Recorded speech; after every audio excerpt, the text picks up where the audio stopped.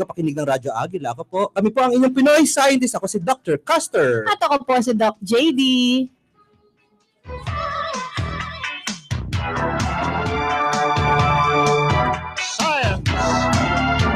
Sa hapon na ito ating pag-uusapan ang tungkol sa siyensya at teknolohiya sa pagpili ng pagkaing ligtas at sa pagligtas ng kalikasan. At sa ating pangalawang topic, pag-uusapan naman po natin ang pangangalaga sa ating inang kalikasan. Paano po natin lalabanan sa pamamagitan ng kaalaman sa conservation biology ang abusadong eksploitasyon ng kagubatan at yamang dagat? Paano lalabanan ang pagsira sa mga habitat ng mga hayop? Paano magre-responde sa climate change at lalabanan ang polusyon? Pag-uusapan po natin kung ano ang Darwin Project. Isa po itong international collaboration ng mga siyentista na nagmamahal sa ating kalikasan. I don't believe it! Kapalad po tayo at kasama natin sa studio si Dr. Margarita N. Lavides. Isa po siyang conservation biologist at research manager ng Haribon. At alam niyo ba ang logo ng Haribon? Ito po'y Agila. Tamang-tama, Dr. JD sa Radyo Agila. Siyempre.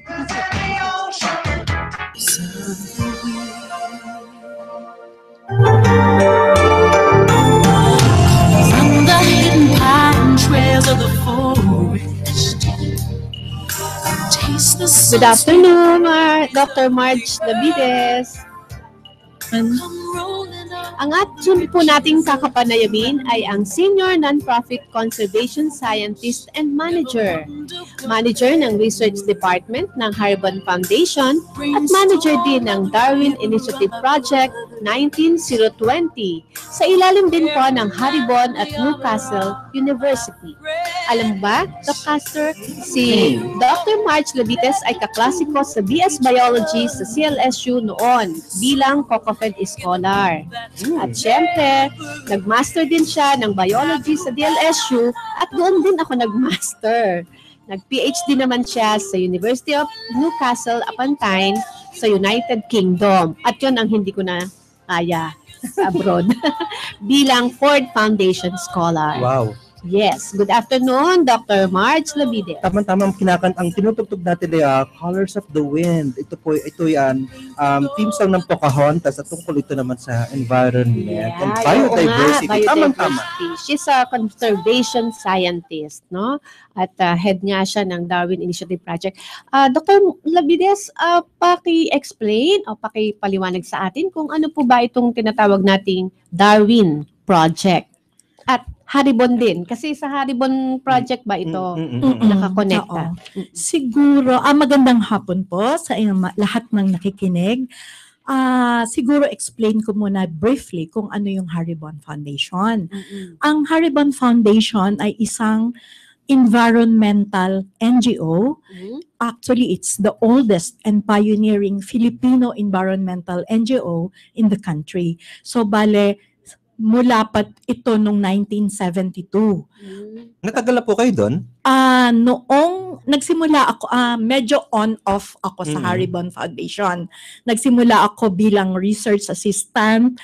Naku, napakatagal na. 1989 yata yun. And then, after a while, bumalik ako noong 1997. Hanggang nung 2005. And then, nung 2005, nag-PhD ako sa UK. And then, bumalik uli nung 2013. At 2013, ayan, dire-diretso na naman hanggang ngayon nga. So, yung Darwin Initiative project, nagsimula siya nung 2012. 2012. Oo. Bale, ito, ang Darwin Initiative Project ay isang collaboration between Haribon Foundation and Newcastle University sa UK. Kung saan ka nag-PhD? Kung saan ako nag-PhD. Si Charles Darwin ba British? Si Charles Darwin. British yan? Yes, okay. oo. The father of ano ba siya? Evolution. Yes.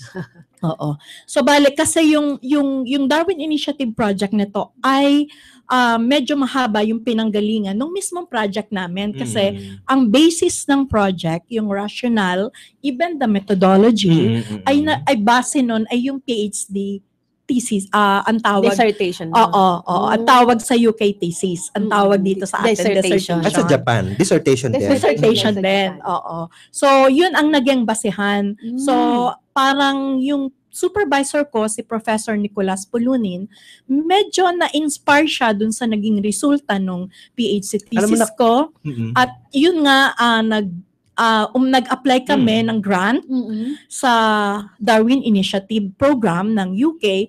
Ang Darwin Initiative Program ay isang programa ng UK government na pinapondohan ng Department of Environment, Food and Rural Affairs ng UK. Pero marami ito sa iba-ibang bansa. Yes, marami. Hindi lang sa Pilipinas. Hindi lang sa Pilipinas. Kumbaga, multi-center. napakaraming nag-a-apply sa Darwin Initiative Program, pero ang na-approve lang ay about 5 to 10%. Wow. So, magkano ang inyong pondo? Maliit lang kasi 22 million yung pesos? Hindi, 20, yeah. Okay. 22 million pesos lang. Pero malaki na to kasi most of the funds research. So, at bilang isang research sa isang research sa species, kasi usually yung malalaking pondo ng research, usually yun yung may mga equipment, yung may mga laboratory, may mga gasto sa laboratory, pero bilang isang research or pananaliksik sa ekosistema at saka sa level ng species, malaki na yon. Kasi usually maniliit lang ang pondo na nakukuha. Ang tanong ko lang dun sa Darwin Project, anong klaseng hayop? Kasi hindi naman po pwedeng, di ba, dapat specific siguro muna ang pagsisimula ng pag-aaral. Like, bali sabi kanina, isda? Yung Darwin Initiative Program, ano yan, across taxon. So lahat lahat, yun nga lang nagkataon yung aming project ay tungkol sa isda. Yan. At nabanggit natin yung tungkol sa project ng isda. Actually, meron kaming 5 objectives. Siguro dahil medyo patapos na rin yung aming project, bawat objectives medyo babanggitin ko na rin kung ano yung naging resulta. Palapit. Kailan ba ang pinaka-end ng inyong Officially, mag-i-end siya etong March 31, 2016. Pero magkakaroon kami ng no-cost extension hanggang September 30, 2016. Ano po ang objective ng inyong project? Ang unang pinakamahalagang objective ng proyekto na to ay ang ma-identify, matukoy.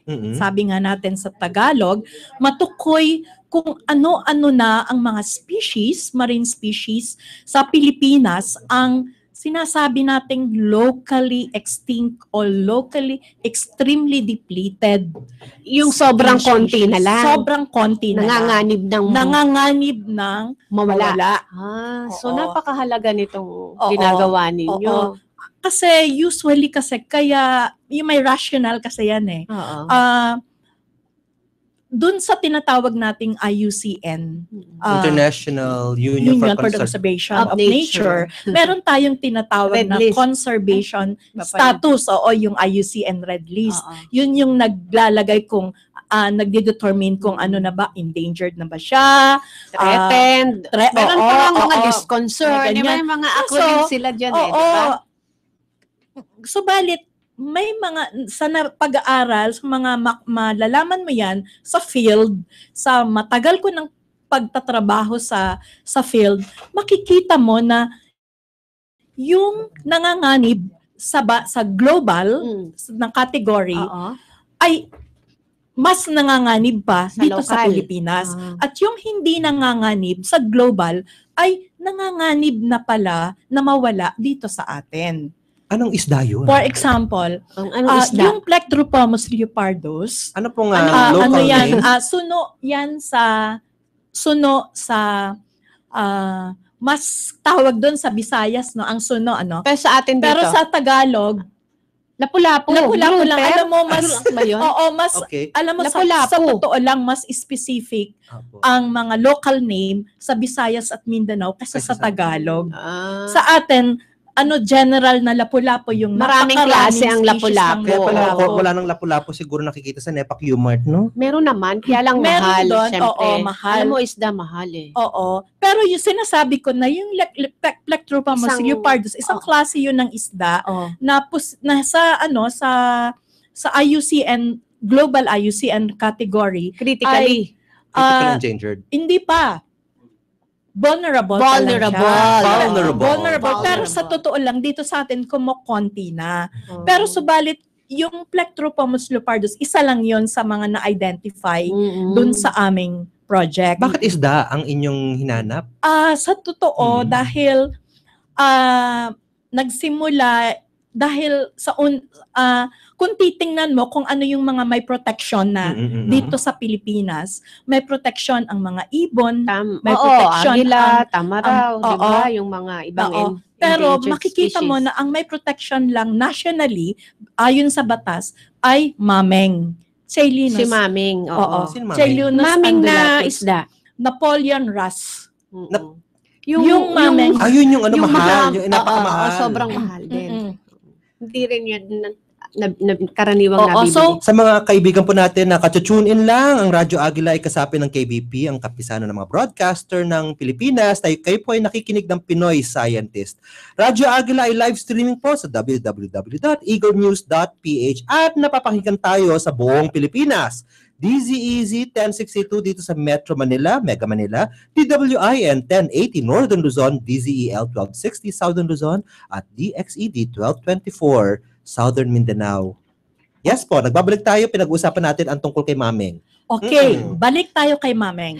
Actually, si Mameng ay isa lang dun sa 5 na top species na nakita namin na extremely depleted from the 1950s to 2014. 5 species yung top. Ang decline niya from 74% to 91% decline. Ala, From halos nawala 90 na. Halos mawala na. So, ang unang-una, yung tinatawag natin na, yung kodigo ko ay green bumphead parrotfish. Ay, parrotfish. parrotfish. Oo, Oo. di ba nakikita natin yun sa palengke? Itong Hindi pa green masyadong- bumphead parrotfish na to, ito yung may bukol. May bukol. May Oo. bukol dito sa ulo. Oo, Uluhan. sa ulo. Tapos po kang parrot yung beak niya, di ba? Oo, pero maraming klase. Ang specific na species, yung Bulbometopon moricatum. Yan ang Yun nawawala yung na. nawawala na. Mhm. Dati kasi, itong species na to ay tinatawag nating schooling. Ibig sabihin, pag Parang- nakita mo siya sa ilalim ng tubig, Masama. marami siya. Oo. Parang Sama-sama. langkay-langkay. Kumbaga sa Langkay-langkay. ibon eh. Oo. Langkay-langkay. Langkay. Langkay ng Oo, isda. langkay-langkay. Grupo Pero- ng isda is pero full of ngayon, fish. Oo. Simula nung nawawala siya ayon sa mga Mangilan-ngilan mangingisda na lang. mula nung 1960s Oh. hanggang ngayon, pangisa-ngisa So na parang lang. naging from colonial, parang Oo. ganun, to solitary, parang So, gano'n, ibig no? sabihin, Nang ibang behavior niya o nawala lang talaga yung mga tropa niya? Nawala Hindi. nga ang katropa. ang isa sa major reason bakit Nanganib. nauubos siya dahil sa overfishing. Overfishing. Overfishing. Oo nga, nakikita natin sa palengke nung araw eh. Parrotfish, Overexploitation. oo, oo. Oo. At syempre, may iba pa namang dahilan katulad ng Pollution. habitat syempre. degradation, Oo. meron ding Yan ang mga dahil common. sa ngayon, pwede natin, hindi pa nga lang natin mahihimay, pero posibleng sa climate change din. Ano ba mga climate change vulnerable species natin? Hindi pa yan na-determine. Oo, Mm. pero meron lang mga projection Mm-mm. na identify. Mm-mm. Pero mabalik tayo doon sa Mga threat. Tatlo mga, pang, mga nawawala sa mga na. nawawala pa. So, ito yung produkto ng inyong pag-aaral. oo, produkto Okay. ng pag-aaral. So, yun nga, yung una, yung green bumphead parrotfish, humphead wrasse, yung mameng, Ceilinus undulatus, African pompano, Alecticeriaria. Pompano, yun yung Masarap- maputi. masarap din yun, Oo, di ba? Mukha siya, pompano, Pompano? Jack Trebley siya. Mm-mm. Oo. White gold ang tawag Medyo, nila doon. oo. Tapos may sungot siya dito. Yes. Pag ganon. Mm-mm. Malalaki itong mga Ginagawa to. na po ito sa aquaculture, di po ba? Yung Hindi pampano. pa ito. Merong klase ng pompano, Pompano. na tinatry i-aquaculture. Mm-mm. Pero hindi itong species na to kasi ito yung napakalaki. So kung nalaman natin na yan ay threatened na, bunga na yung pag-aaral, ibig sabihin may malalaman ngayon kung anong pwedeng solusyon para maibalik ang bilang nila? Teka, mabilis si Dr. JD. Hindi. Tapusin ko muna yung 5. Sige. Yung isa pa yung giant grouper. Grouper. Grouper. Anong Ito Tagalog yung ng grouper? hindi, giant, lapu-lapu. Lapu-lapu pa rin. Oo, lapu-lapu Ayun pa na nga rin yung sinasabi mo na general yung... Pero napakalaki nito. Itong grouper na to, ito yung the largest fish in coral reefs. Kinakain ba in the yan? world. Kinakain ito. In fact, isa ito sa top species na na pinagbibili. tinitrade Hindi pa ng ako, tinatawag na live reef food fish trade. hindi pa ako na- nakakain ng giant, kasi- lapu-lapu. Halos nawawala na to. Naalala nyo noon, merong mga balita sa TV at sa radio at saka sa newspaper na mayroong nasadsad na Oo, na giant grouper. Yes, Naalala nyo yun? Yun, sinasabi nila na ay maganda pa rin ang karagatan natin. Kasi- Wrong. Bakit? Wrong because dapat sana hindi lang pa isa-isa din. Dapat Although may grupo. solitary din ang may solitary din ang pero katulad ng humphead Yes. green bumphead parrotfish, dapat sana hindi lang School pa isa. din. Dapat Oo. langkay-langkay. Dapat laging langkay. Pero langkay. hindi not as langkay as Before. bumphead yung parrotfish So, yung mag-indicator din talaga ito ng kagandahan ng at ang kalikasan. tanong, no? bakit sila nasasadsad? Ayun nga pala, bakit? Oo. Bakit? Anong So, dahilan? ang ano niyan, posible kasi na sa climate change. Naiinitan. Oo. Posibleng isang dahilan ay naiinitan siya. So, tubig. oo. At Hindi siya saka, hindi wala siya- na rin siyang makain dun sa area niya. o baka prodigal son lang siya, no? Posible. Maraming Pasaway. dahilan. Maraming pasaway na Oo. ganyan eh. Maraming dahilan. Naglalayas. Oo. So, yung sinasabi natin na iba na yung noon at iba yung ngayon, ang tawag dyan ay shifting baseline syndrome. Ibig sabihin, yung mga lolo-lolo natin, yung mga 80s, years old, 70s, ang baseline nila ay napakalangkay-langkay na Sila, bumphead parrotfish. At siguro ay ganito kalaking size or mas malaki pa. Pero ngayon, ang baseline ng mga kabataan na mangingisda ay solo na lang si parrotfish. Kasi yun ang nakita nila. Napakaganda change. Napakaganda ng kanilang discovery or kanilang data. Inyo po ba itong na-communicate sa Bureau of Fisheries and Aquatic Resources? Sa ngayon po ay kami ay nagse-second revision. Meron kaming iba't ibang klase na paraan para ma-disseminate ang ang result ng research namin. Una, meron kaming milestone sa Darwin na dapat makapag-publish kami sa peer-reviewed paper. So meron kami ngayon na draft na 5 draft na 5 scientific papers na may tina-target kami na high impact journal. Yung isa sa +1. Ay, naku, mahal yan. Oo. Bahala yung Darwin sa bayan. Ano ko yun? Pangarap ko po yun. Maka +1 man na kahit isa. Oo. So, ano yan, second revision na namin. Sa +1? Sa +1. Madali bang makapag-publish doon? Mahirap dahil sobrang, anong tawag nun, napaka-busisi ng Ang kanilang... taas kasi ng impact factor nun. Oo, mataas yung impact factor plus the fact na kung sino talaga yung pinaka-henyo. doon sa field na yon, Yun yung mag-evaluate. talaga yung hindi nothing less. Talaga they na. would- Congratulations in advance. Parang ha? ganon. Congratulations sa pag-attempt, kahit pag-attempt man lang yung Sana. initial step na Oo. lakas ng loob, ko-congratulate ko na kayo kasi ako, pag +1 talagang hanga ako. Oo. So yung Siyempre, magaling. Ngayon, ang gusto kong... Ay, ang hindi pa nakikita tayo tapos sa milestones. Ay, Ano, yung milestone oo. niya. Oo. Ano pa pang mga Ano milestones? Yung pa pangalawa Sige, na bago- ay kung paano namin i-disseminate Ayan, ay oo, para malaman. syempre kung may scientific paper kailangan may popular. Oo. Yung Popular. popular Parang ito, kasama parang na ito. to. Yes. Oo. Ayan. So, Kaya ito na nga ang pagkakataon. natutuwa kami sa imbitasyon yung dalawa, Dr. Castor and Dr. JD, na Kasi lang, Sa ngayon, nasisimulan na namin. Actually, ang aming media, anong tawag mo sa ganun? Media bleach or PR nyo, oo, publicity. media magsisimula pa lang sa February. Ay, Pero so nauna na tayo. Nauna Buwan na naman, no. Thank you, Maraming thank you marami din. pong salamat. At Oo, naging part Mars. kami ng success na Kayo inyong ang Darwin Project. pinakauna Siyempre. sa broadcasting na Thank you. makapag Kaya pala ang dami natin tayo. pictures. Oo. Trabaho lang pala yun. Akala ko marami tayong fans. Oo, kasama yon. Meron din sa Opo. TV, Ibang milestone. meron pa kaming schedule sa February. Naunahan na natin ang telebisyon. Oo, nauna pa kayo sa TV. And then, meron din syempre sa social media. And then, meron din mga newsletter. Mhm. And then, may mga ABP Audiovisual oo, presentation. na pwede rin naming isubmit or ibigay sa Eagle Broadcasting para ma-share, By the way, yung Darwin Initiative Project launching ABP ay paulit-ulit na pinapakita dito sa Eagle Broadcasting. Wow. Sa TV. Net Oo. 25. Oo, sa Net 25.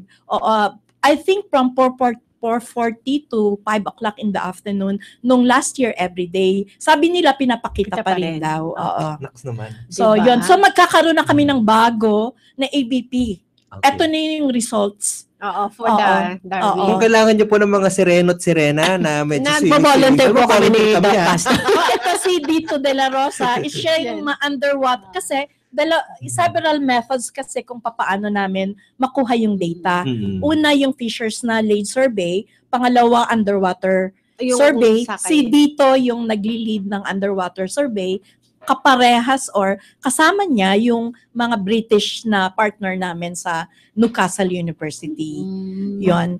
Ang pangatlo ay yung fish landings. Hindi ba yung local, yung karaniwan nating paraan para makita kung tumataas o bumababa yung huli ay fish landings. Sa survey tayo sa Dalampasigan at tinitingnan natin kung ano yung mga huli. So yung tatlong methods na yon. Historical lang naman yun yung so yon. Pero beyond dun sa pag-identify ng mga nawawala na, may iba pang objectives pero hindi ko alam kung meron pa ba tayong time? Kasi Meron na po tayong 3 minuto. Oo. Subalit, syempre, ang laki ng impact ng inyong na-identify kung ano ang mga dapat protektahan natin. So what's next? After all this, after yung mga big bang na mga publicity natin at mga AVP, ano ang inyong policies at mga steps? Okay, hindi pa man tapos ang Darwin Initiative Project. Meron na kaming Initiatives. meron na kami bagong initiative. meron na kaming kontribusyon sa mga policy. Wow. Unang-una ang tinatawag na Philippine Biodiversity Strategy and Action Plan. Wow.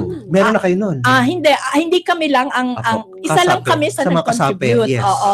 Ito ay isang inisyatiba ng ating government, particularly ang Biodiversity Management Bureau na Department partner of niya Environmental and Natural at Resources. nagpondo Yes. ang United Nations Development Program. UNDP. Kami ang Haribon ay kasali doon sa nag-facilitate nito at yung resulta ng Darwin Initiative ay naging kabahagi nitong action plan na ito.